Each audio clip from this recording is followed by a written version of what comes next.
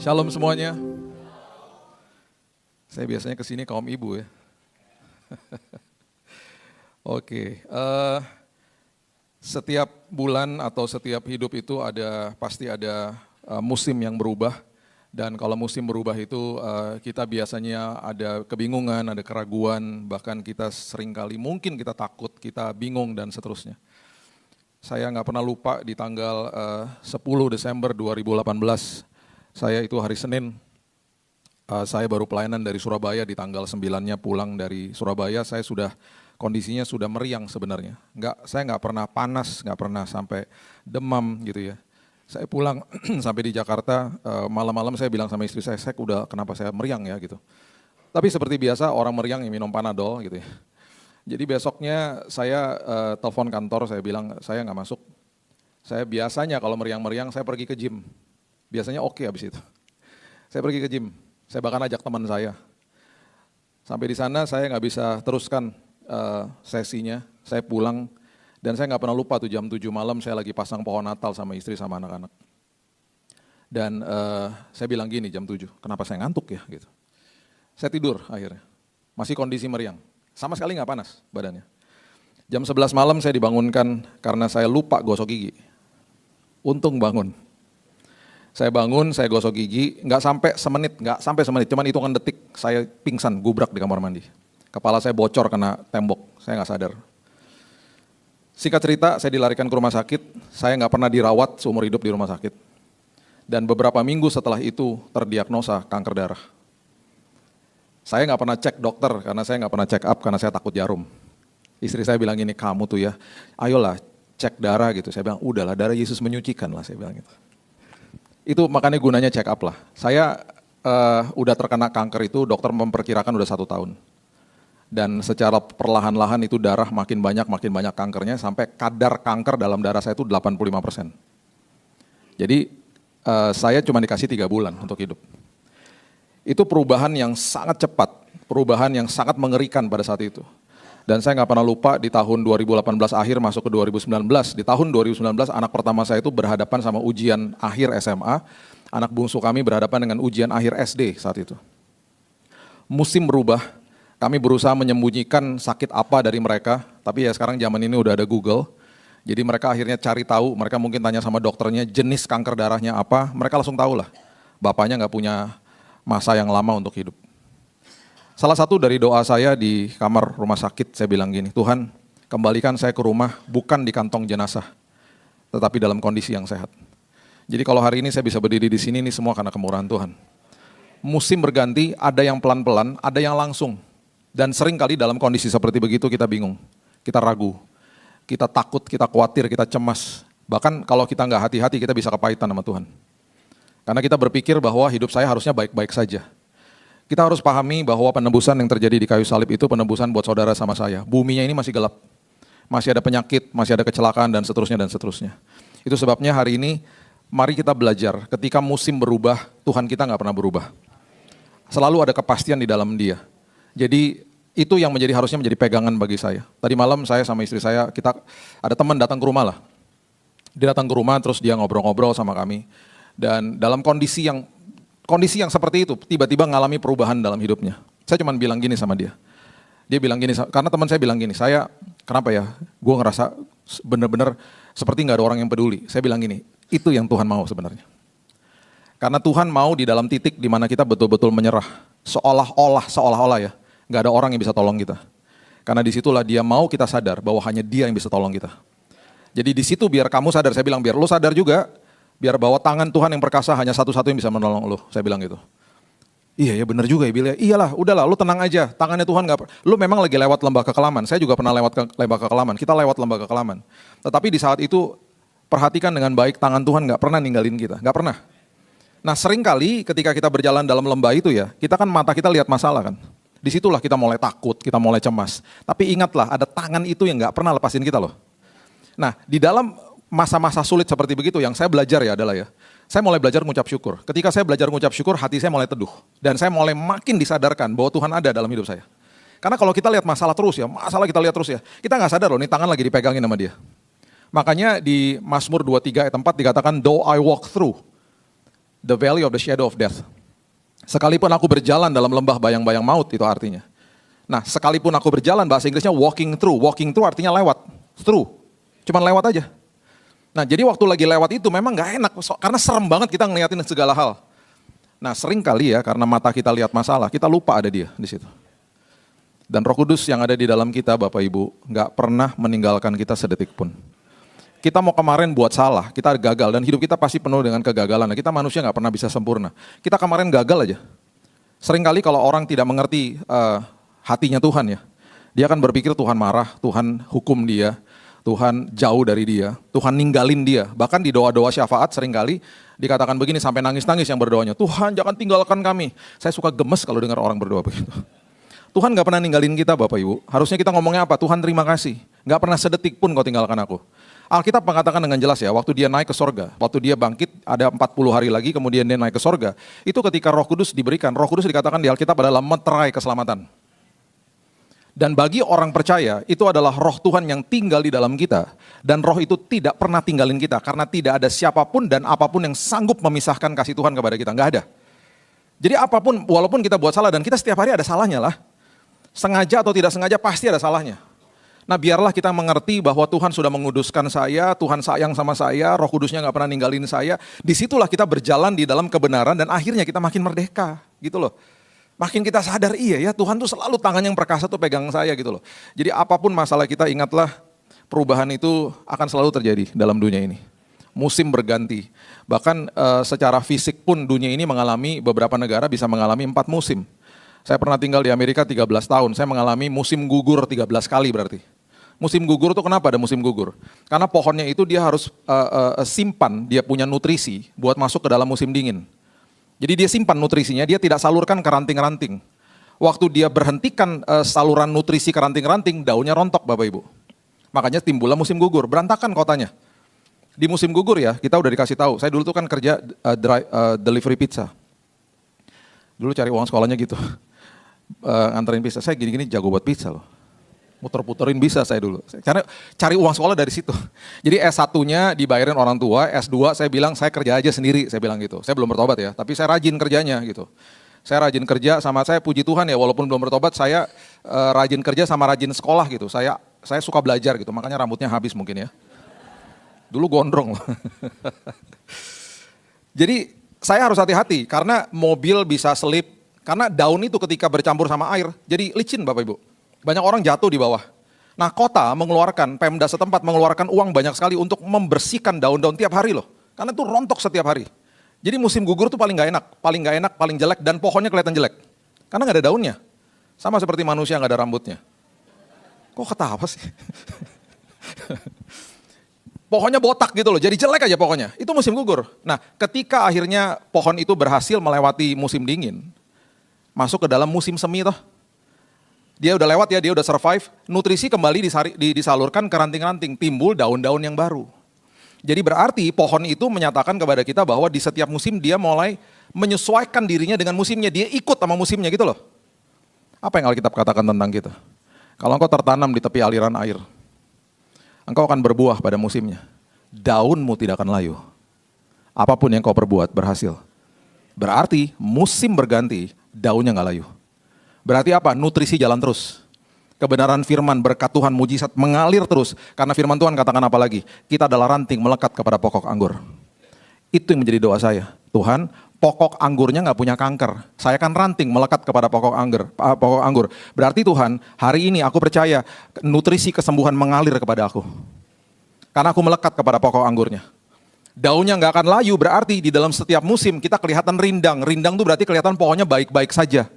Makanya ketika teman-teman atau keluarga masuk ke kamar rumah sakit, mereka nangis di awal. Mereka lihat tubuh saya udah hancur, udah kayak tengkorak, udah habis tubuh saya.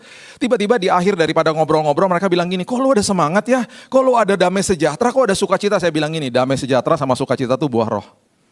Di 2 Korintus dikatakan yang menumbuhkan buah kebenaran adalah Tuhan sendiri. Dan setiap kali kita menimbulkan buah dalam hidup yang menikmati orang lain. Saya bilang gini sama mereka, saya tertanam di tepi aliran air, berbuah pada musimnya. Ketika di musim saya membutuhkan buah sukacita, buah damai sejahtera, kamu sedang menikmati buah itu. Bukan kuat dan gagah saya, Tuhan yang tumbuhkan. Tugas saya cuma satu, tinggal di dalam kasih-Nya. Tinggal, planted, stay di dalam Tuhan. tertanam di tepi aliran air kehidupan. Nah, biarlah ini jadi kesadaran kita. Setiap musim berubah, Tuhan kita nggak pernah berubah. Tuhan kita terlalu perkasa, terlalu hebat. Ya. Di Kejadian pasal yang ke-8 ayat 22 mengatakan begini.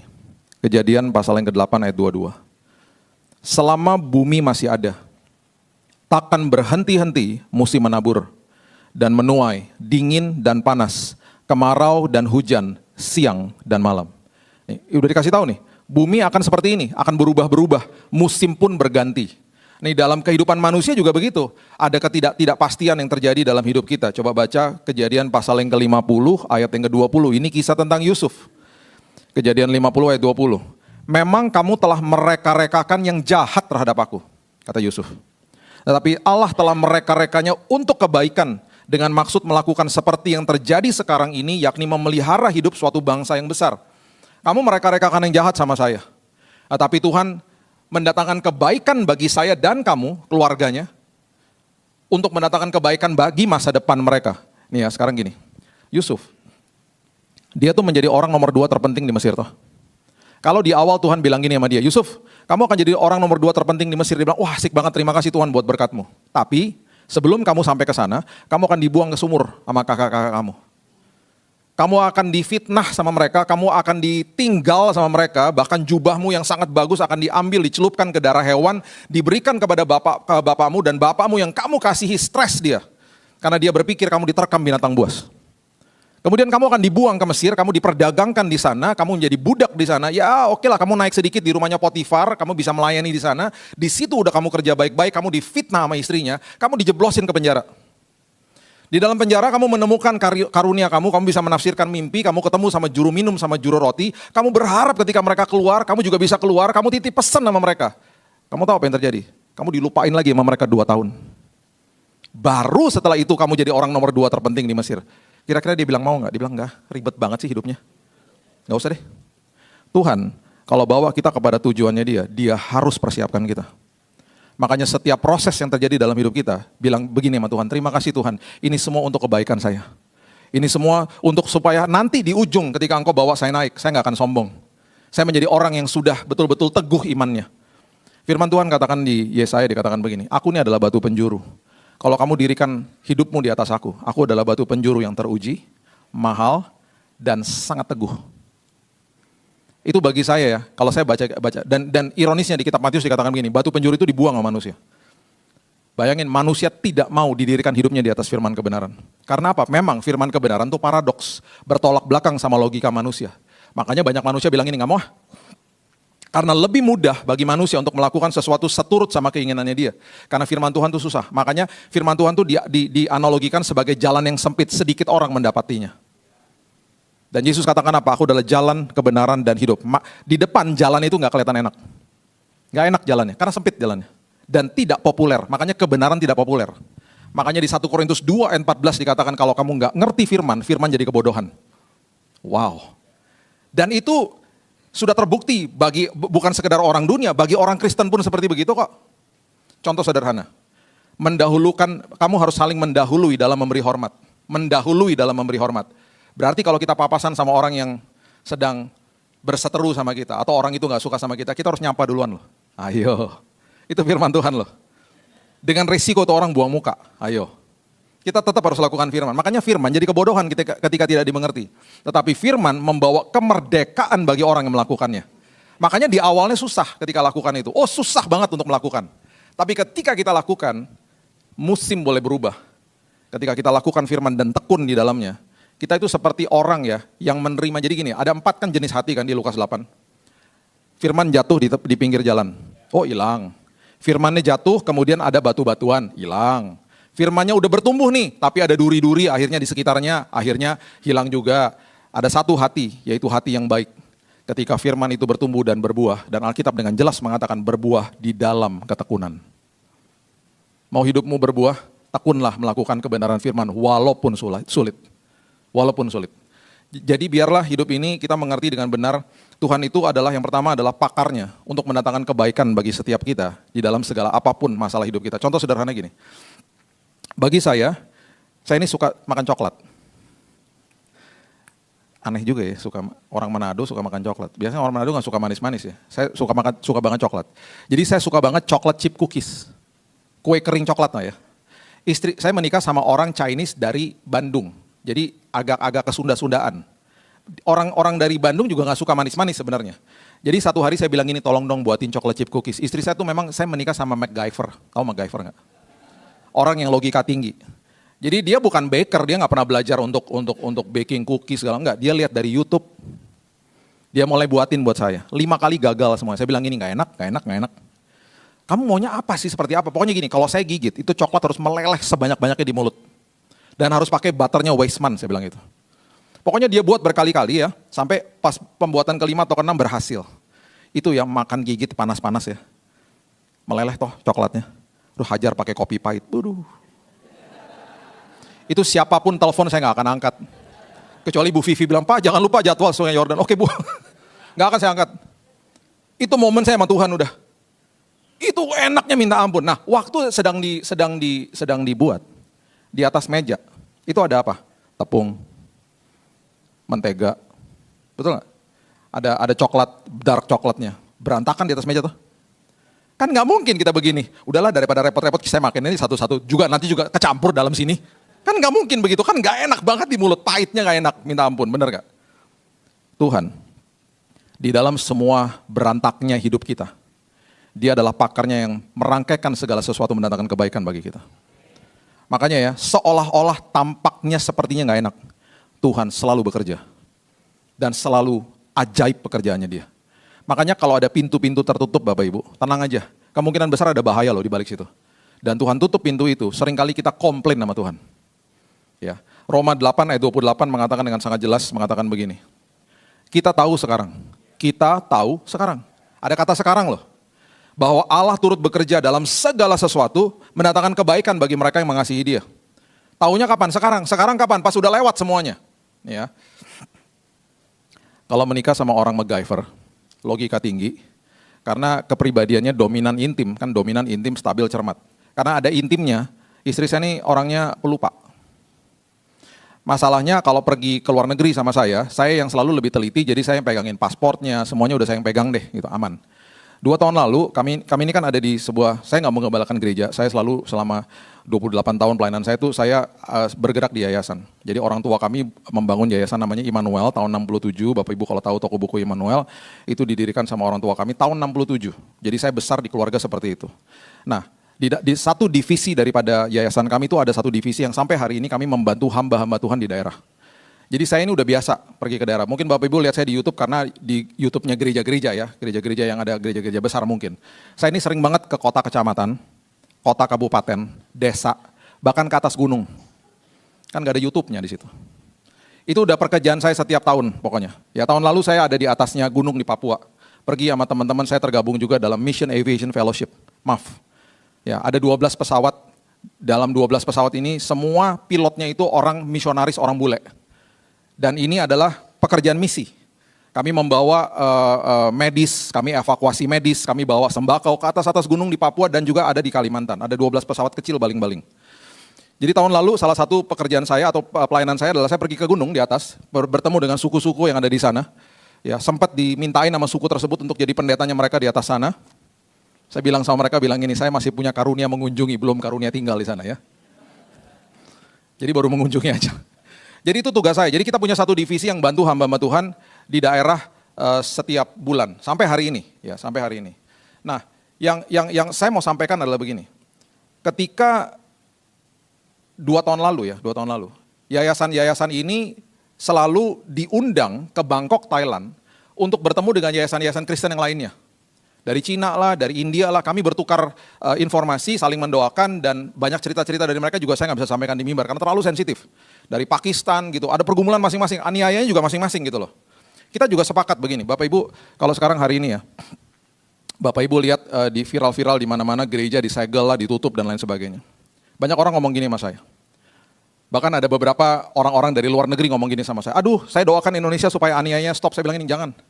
Ngapain kamu doain aniayanya stop? Di firman Tuhan sudah dikatakan di akhir zaman aniaya makin berat. Sudah dinubuatkan kok. Jadi yang kamu patut doakan adalah selagi ada aniaya makin banyak orang terima Yesus. Udah itu aja. Makin hebat nanti Indonesia. Dan saya mau sampaikan kepada Bapak Ibu, menurut data kami setelah 5 tahun terakhir ini, pertumbuhan kekristenan di Indonesia luar biasa. Luar biasa. Yes, berikan tepuk tangan untuk Tuhan. Luar biasa. Saya udah dari ujung ke ujung lah. Saya udah dari ujung sampai Papua. Saya udah setiap tahun itu pekerjaan saya. Saya sering naik kereta juga untuk di pulau-pulau Jawa ke kota-kota kecamatan dan udah ngobrol banyak sama pendeta-pendeta di daerah dan kami dapat laporan-laporan pertumbuhannya luar biasa, luar biasa. Tahun lalu saya ada di sebuah desa di Blitar. Tahu Bapak Ibu tahu? Ya, saya lagi ibadah Natal yang datang 4.000 Bapak Ibu. Orang-orang dari desa 4.000 bayangin, pakai angkot datang. Dan saya tanya sama pendetanya di sana, ini setiap tahun begitu? Iya Pak, setiap tahun dan bertambah setiap tahun. Tambah 200 begitu. Ya, jadi biarlah ini menjadi kekuatan bagi kita semuanya. Ya. Nah, 2 tahun lalu, istri saya pergi meeting di Bangkok itu, saya nggak bisa ikut. Nah, jadi waktu saya mau antar dia ke airport, keluar dari pintu kamar, saya udah bilang gini, sayang, paspor udah bawa? Udah. Kan biasa saya yang bawain. Terus sampai di mobil nih ya, saya tanya lagi, paspor udah beneran bawa kan? Dia mulai kesel sama saya. Udah Bill, bawel banget sih kamu dari tadi gitu. Kita jalan ya, di jalan, ini sekitar jam setengah 4 sore. Rumah saya di pusat, kita harus perginya ke Soekarno-Hatta. Jarak tempuh, waktu saya buka Google Maps 1 jam lebih. Karena udah mulai macet lah. Ya. Sampai udah mau keluar dari kompleks perumahan saya, tiba-tiba ada suara lagi ngomong gini, sekarang kamu tanya lagi sama dia, dan kamu minta sama dia untuk kasih tunjuk paspornya. Nah lo, tadi dia marah. Sekarang kalau saya minta, ntar dia tambah marah gimana? Sayang, boleh gak lihat paspornya sekarang? Oh dia kesel. Kamu tuh bawel banget sih, udah dibawa, terus dia buka tuh gak paspor, dia ambil paspor. Nih paspornya. Paspor itu kan semuanya warnanya hijau lah ya depannya. Bapak Ibu, paspor kalau udah kadaluarsa, kalau dibuka, di dalamnya ada bekas guntingan, betul nggak?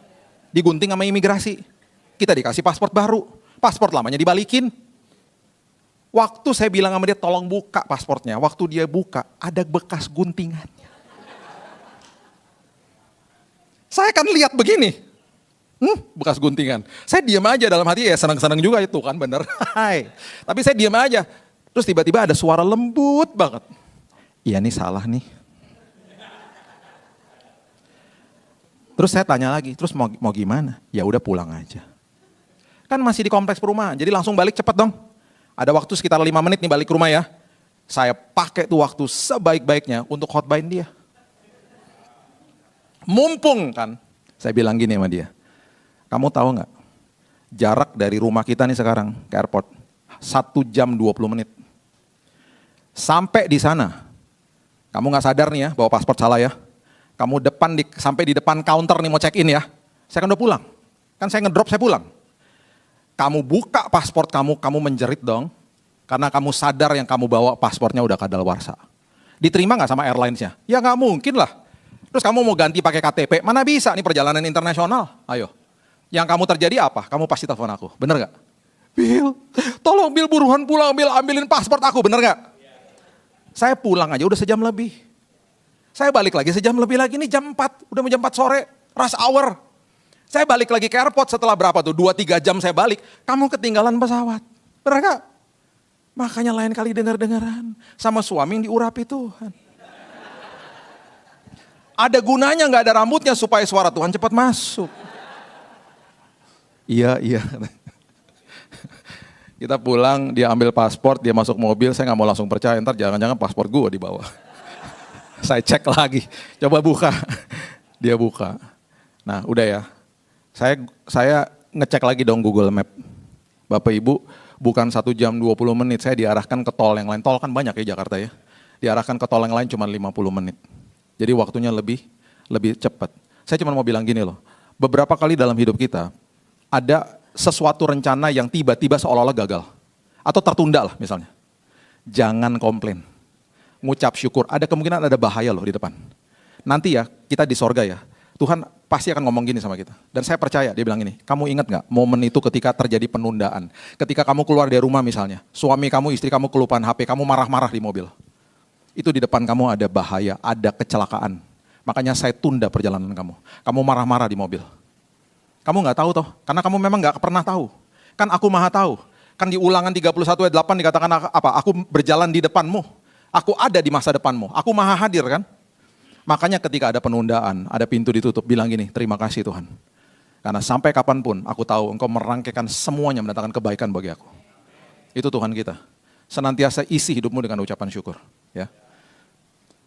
Ketika ada perubahan lagi, ingat baik-baik bahwa semua itu semata-mata ya Tuhan lagi memberitahu ini sama kita. Nah, kamu itu sudah aku ciptakan serupa dan segambar seperti aku.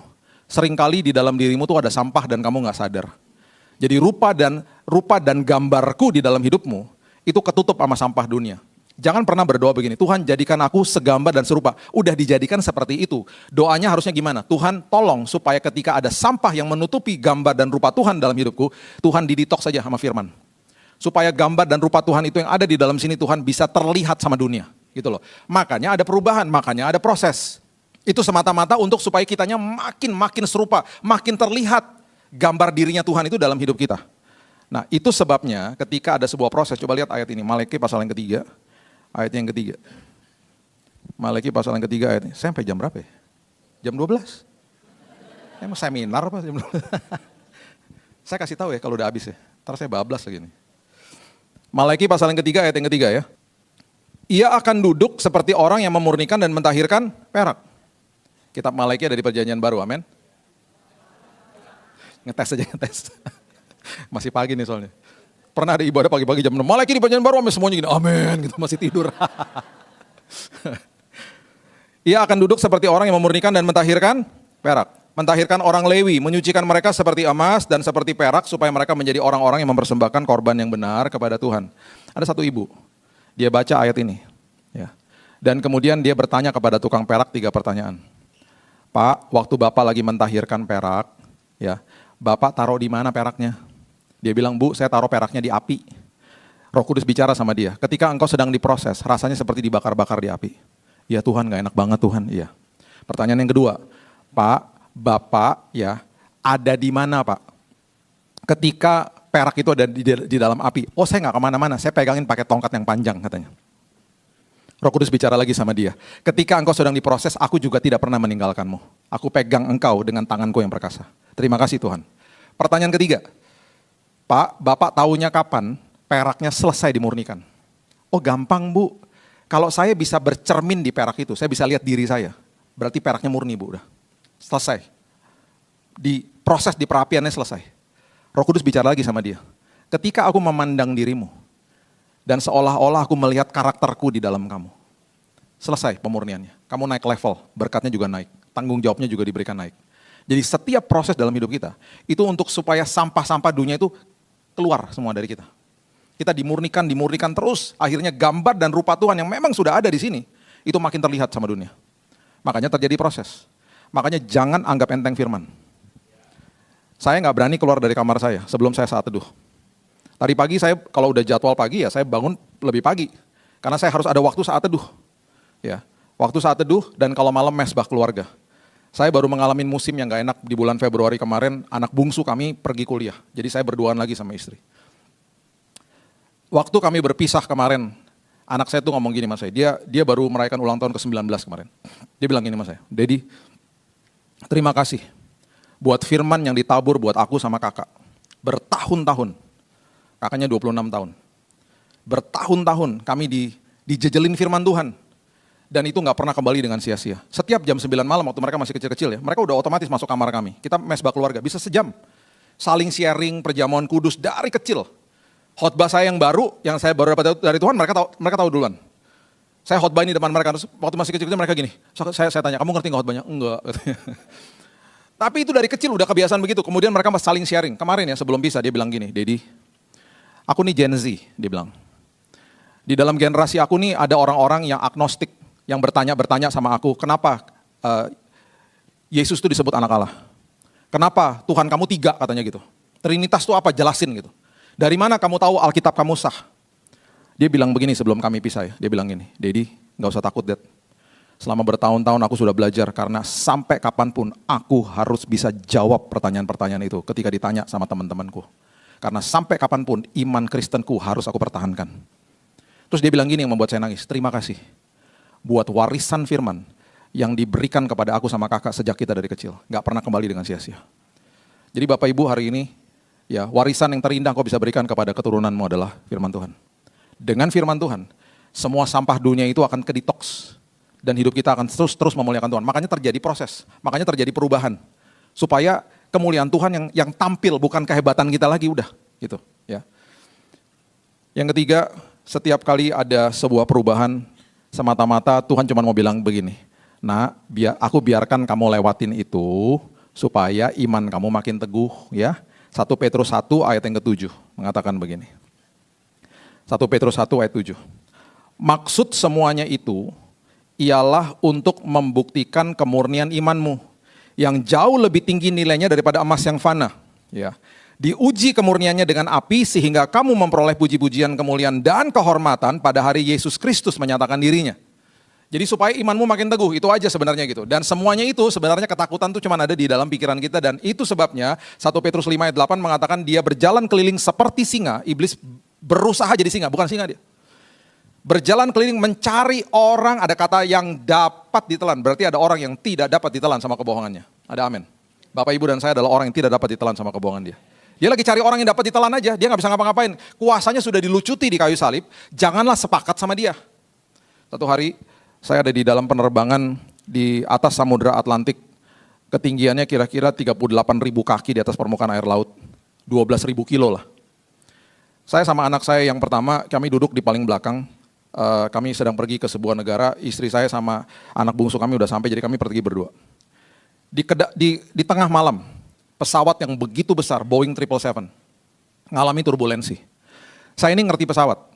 Saya ini suka banget sama dunia aviasi. Jadi saya tahu di dalam dunia aviasi, di zaman sekarang tidak ada pesawat satupun yang jatuh gara-gara turbulensi, nggak ada.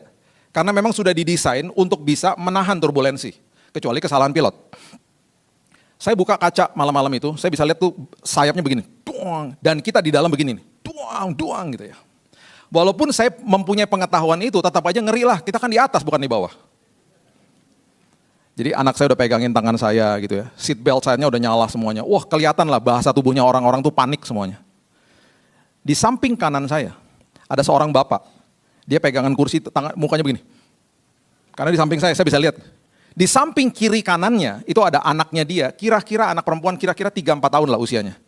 Pegangin tangan bapaknya, dan pesawatnya kan begini, duang. Tahu nggak tuh anak ngapain? Berduanya begini. Ya gitu. Kita ketakutan, begitu dua anak itu ayunan. Sambil ketawa-ketawa. Sebentar bapaknya begini, panik. Nah, turbulensi itu ada masa di mana dia akan berhenti, betul ya? Dia berhenti, terus tanda fasten seat beltnya itu mati, udah. Berarti itu aman udah. Langsung kelihatan lah bahasa tubuhnya orang-orang langsung tenang gitu. Tenang gitu. Tahu nggak tuh dua anak ngomong apa? Keras lagi ngomongnya. Dedi, kok udahan sih Dad, kata gitu. Saya dalam hati ya udahan lah, ngeri banget sih gitu. Cuman di situ saya sama anak saya ketawa gitu. Kita langsung berdiskusi gitu ya. Wow, ternyata ketakutan memang cuma ada di pikiran kita doang ya. Bagi kita ketakutan, bagi mereka ayunan. Lain kali kalau ada gelombang dalam hidupmu, anggap aja ayunan. Karena kita sedang berpegangan sama tangan yang perkasa, itu tangan Tuhan. Berikan tepuk tangan kita untuk Tuhan kita. Amin. Waktu saya udah habis nih. Saya kasih terakhir ya. Oke. Ayat terakhir, ayat favorit jemaat. Ini terakhir ya. Kisah Rasul 27 ayatnya yang ke-38. Ini Paulus lagi pergi ke Roma, dia numpang kapal barang. Kapal barang ini ngangkutin gandum. Oke, sekarang saya tanya, prioritasnya kapal ini apa? Ya gandumnya lah. Supaya nanti sampai di Roma di unloading dapat duit, ya enggak? Prioritasnya ya kargonya lah. Di tengah jalan ada badai. Nah perhatikan, di dalam semua perubahan hidup, Tuhan lagi ngajarin sama kita prioritas. Nah, kenapa nggak doa lagi? Kenapa nggak ada mesbah keluarga lagi? Kenapa kamu nggak saat teduh lagi? Kenapa sih kamu nggak lakukan? Ada prioritas yang diginin sama Tuhan. Saya pegangin selang kemo di rumah sakit. Oh banyak banget Tuhan ngomong. Tuhan bilang ini, Bill, udah ya, jangan full time lagi di yayasan kamu. Sekarang kamu full time ngajar aja. Dan banyak hal yang saya mau kasih sama kamu di chapter kamu yang baru. Jadi kamu sekarang kerja dari rumah aja. Ini sebelum COVID saya udah kerja dari rumah, udah work from home gitu loh. Itu banyak banget Tuhan kasih tahu selama di rumah sakit. Prioritas-prioritas lah gitu ya. Perhatikan ini. Kisah Rasul 27:38. Setelah makan kenyang, mereka membuang apa? Muatan gandum ke laut untuk apa? Meringankan kapal itu. Yang tadinya prioritas, udah nggak jadi prioritas. Karena apa? Tiba-tiba mereka sadar prioritasnya mereka adalah nyawa mereka. Supaya kapalnya nggak berat, dibuanglah muatan gandumnya. Saya tutup sama kisah ini.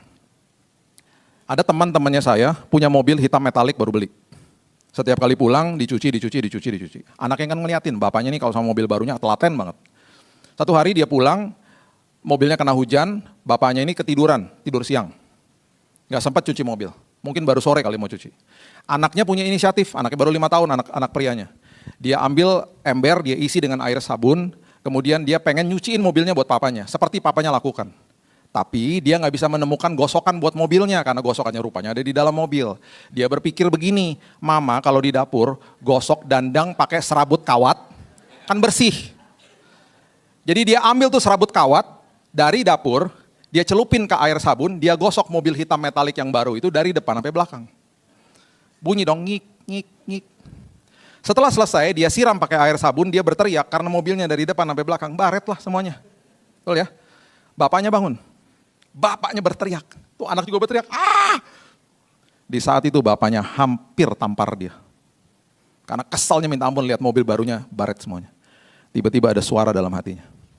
Kalau kamu tampar dia, kamu akan membutuhkan waktu bertahun-tahun untuk memulihkan hatinya.